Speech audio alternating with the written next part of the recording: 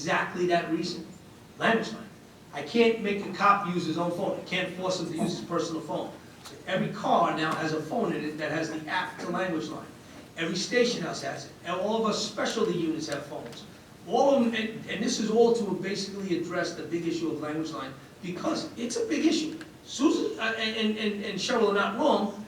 But we would love to have more bilingual officers, but I don't hire that way. It's done by civil service, and it's by a test. And if they speak Spanish and they get hired, that's a plus for us. If they don't speak Spanish, that's the way the test goes. And again, that's just the way, but we do work with them quite often. Is it possible to give like but maybe like some language classes to allow officers like the basics of like certain languages, you know, that to help at least explain something? I'm trying to think. I forget the company that teaches you on. You can buy this. Babel or whatever it is. No, it wasn't Babel. Rosetta Stone. We had several years ago under Commissioner Mulvey. That's how far it goes back. We bought Rosetta Stone and we pushed it out. That's all I can tell you. I don't know what the outcome was of it. All right, but I'm just saying if you gave in-person classes or something, just the basics where you can like overcome like the initial, where you can explain to somebody, this is what's happening, like hold on, I'm going to get somebody to speak with you or whatever, so then it might make it easier. Yeah. But we'll go on to the next person. Madam Chair, yes. I just want to add something on the issue of domestic violence. Professionally, as an attorney, I've assisted several victims in requiring order of protection through different courts in Suffolk and also in Nassau and in New Jersey. And in the past, I have, from my professional experience, I've observed that, and perhaps we could work with the family courts, that the return in getting an order of protection in family court in Suffolk is much quicker than in Nassau County. And so if we could please reach out to the administrative judges in the family court to coordinate how we can help victims of domestic violence get order of protection quickly in a timely fashion. I volunteer with the Safe Center and also work with the Haitian American Law Association helping victims of domestic violence. And I would like to please ask if this chair, if this committee can explore that. We will. Thank you very much. Thank you. Thank you. Nina Obertick?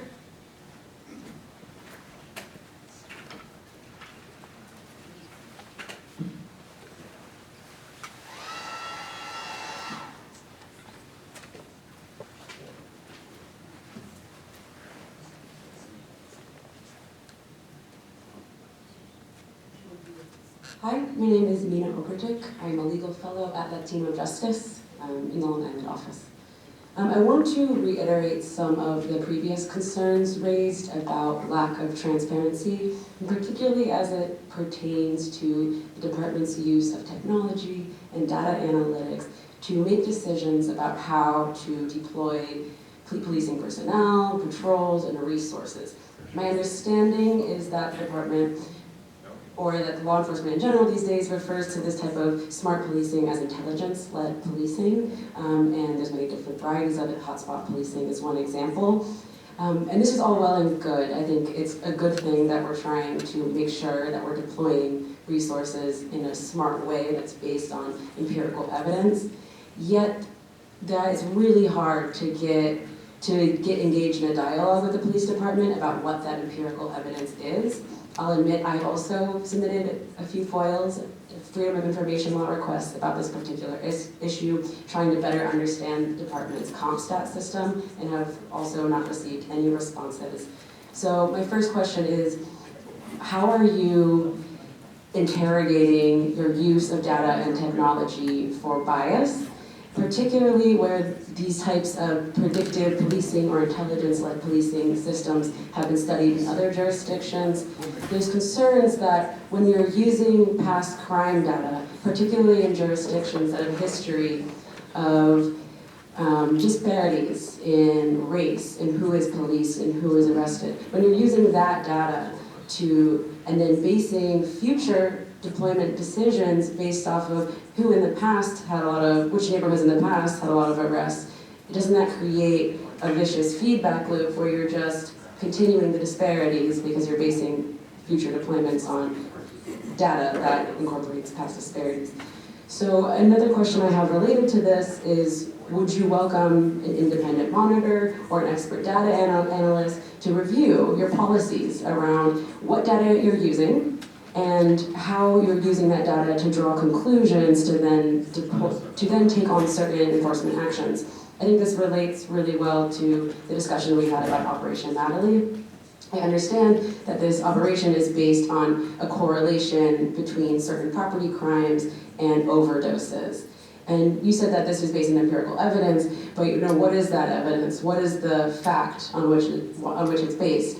And secondly, what is the law enforcement response then? Let's say there is a correlation between certain property crimes and overdoses.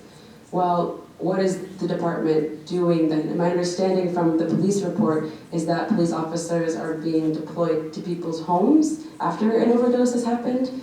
And it's not clear to me why that is the best response. Are you using crisis management, social workers? I don't understand why deploying an officer of the law, particularly in certain communities, that might not be seen as helpful after an overdose. So I'm just curious to understand, if the department is willing to be a little bit more transparent with us about what is the data it's using, how is it drawing conclusions based on this data, is it subjecting itself to robust analyses of, is there a potential bias in some of the correlations and conclusions we're drawing? And then, based on these correlations, what types of law enforcement strategies are we deploying? So I'll jump right in. So first of all, I've said this number 1,000 times. 90% of the crime is done by 10% of the population.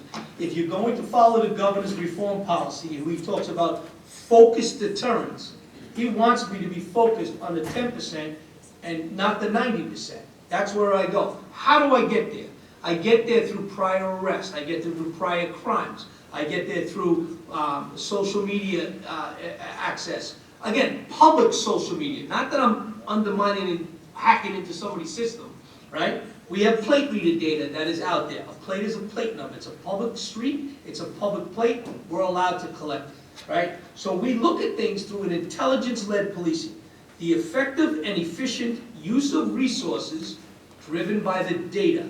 Not making it up. Not saying there's a high crime area in Roosevelt right now, put 50 cops at the problem. No, because 90% of the population is going to get harassed by the police. And that's not how you police. So who are we going into that area? Why are we going into that area? I'm going after the 10% of the population, not the 90%. How do I know that? Well, because most of the people that we arrest for breaking into cars at night are those that have a drug problem. They tell us in the interview they have a drug problem. So that's why we overlay those maps to find out how we can solve a problem. And all that map tells me, there's a dot over here that a crime occurred. There's a dot over here that we had an overdose. It doesn't say what the race of the person is, the religion, the gender. It says drug problem, overdose, high amount of cost. Probability is to get in that area, and that's where you have a focused deterrent, an intelligence-led. As far as the CompStat, we don't do CompStat. I got rid of CompStat. I call it StratCom. It's called Strategic Communications. The commanding officer of each precinct stand up and they say, here's my problem. And I go around the room. How can you narcotics help him? How can you BSO help him? Not myself, chief of department. And we offer up the resources to give him the resources to fix his problem. If he can't fix his problem, well, either the problem needs more resources or we need to get a better in-tune supervisor in that precinct. So that's what StratCom does. It's us we hold accountable, not the public. And as far as technology goes, none of my technology that I use has race involved in it. None, zero. I'll tell you that right now. And it doesn't do it. If somebody is arrested, it will give a description of the person, yes. But we don't data mine by race, we don't data mine by religion, and we don't data mine by, of course, gender, right? So where are the two top precinct areas that we over-police? Massapequa and Levittown. And why do we go to Massapequa and Levittown? Is because that's where the #1 overdoses in the county are. That's why we're there. We're not there. So I'm not in Roosevelt and Uniondale. You saw where my #1 arrests are. Massapequa and Levittown. It was brought up by Legislator Ferretti a while ago. So that's where we go into that area. After, what we do, and again, you know, you could, people speak and don't speak to the experts. That's what we're always told to do, right? We spoke to the experts, Dr. Reynolds, Dr. Chasman, and Steve Chasman, and we said to them, hey, what we like to do is after somebody overdoses and doesn't die, and if somebody dies, we have to go there. That's the law. But if somebody doesn't die, we go the next day in a suit and tie. We knock on the door.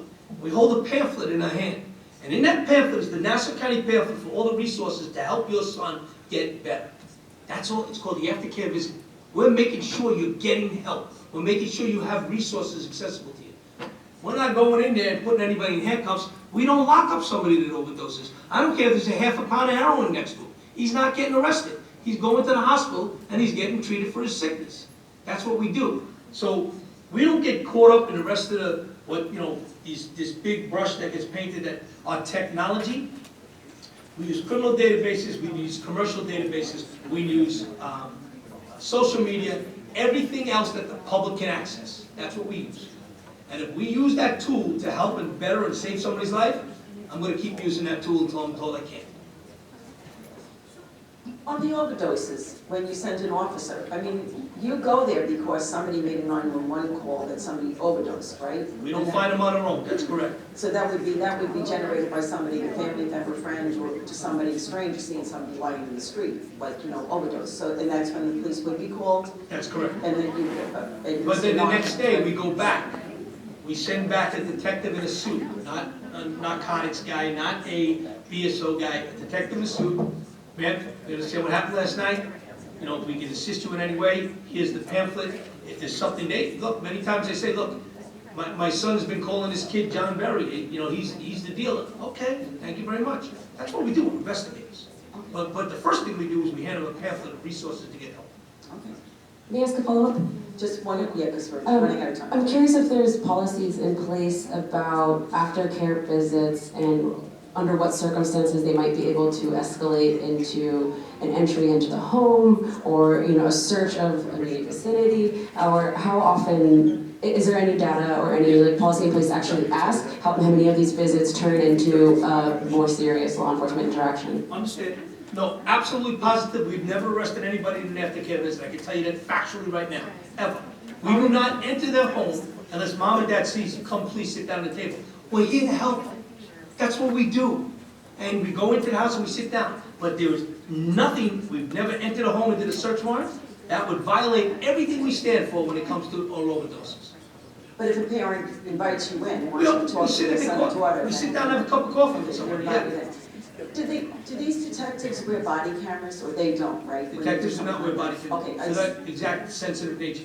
perfect, I understand that, because, all right, thank you. Madam Chair, the young lady was very eloquent, she spoke for herself very clearly, but I think the question she was asking was that it's not that we're saying that the technology has a racial motive, we're saying that there are implicit biases within the people who are using the technology. And what are we doing as a body of intelligent people in overseeing or monitoring or analyzing when and where that occurs, or if it occurs, or if it doesn't occur? That's why we're here, to see whether there is a bias in the data that we have because of these issues that we have as people. We're not perfect, we make implicit bias decisions every day. We're probably making it right now as we speak. So how can we ascertain that information in the data that you have? I believe that's what she was asking. Is that correct? Yes, there's two issues. One is the implicit bias that we have in making decisions based on data now, in the present day. The second issue is recognizing that if we are using past crime data, then we have to recognize that this past crime data reflects a historical over-policing of Black and brown communities. So we have to understand, the data itself is not objective, it is biased. Second, the decisions we make based on this data, where do we deploy resources, what types, do we send in social workers or do we send in cops? All of those decisions are also based on biases today. Thank you. Well, that's something that you could look at on these stops and for overdoses. Maybe like we would know What neighborhoods If or- the bias is, Yeah. it's the bias against the white people of Massapequa and Levittown. That's where we spend our time on overdoses. So the white people are being discriminated against. No, sir, we're there because of the overdose. No, but I think. We're there to this is- help. We're there to be there to make sure we can help. If you want to look at the 718 overdoses in 2020 and the 807, you go speak to the family and tell them we're not knocking on the door no more. I actually have. There was a young man who overdosed in Belmore, and with your detectives, I was a former client, and unfortunately he died, and I went to his home that morning of when his body was still in the room, and I saw the compassion that your officers Thank treated you. the family with. And so I am aware of the issue, sir, with all due respect. Yeah, with all due And it's- respect, you're twisted into the saying I'm biased in the white communities. Not at all, sir, but not at all. Giving you But- facts. But, sir, you do have the ability, Commissioner, to look at data from a community and say, oh my gosh, we're over-arresting in this community. So what individuals here came to speak about in April was that, oh my gosh, there's over-policing in my community. So you gave a discretion to Massapequa, give me that same discretion, and where's the data that shows that? That's why we're here today. I gave you, that's the data she's talking about. We publicly put that out. We map our overdoses. We map our overdoses over our crime. Your legislation that from this body makes me publicly report it. And I put it out there. The body,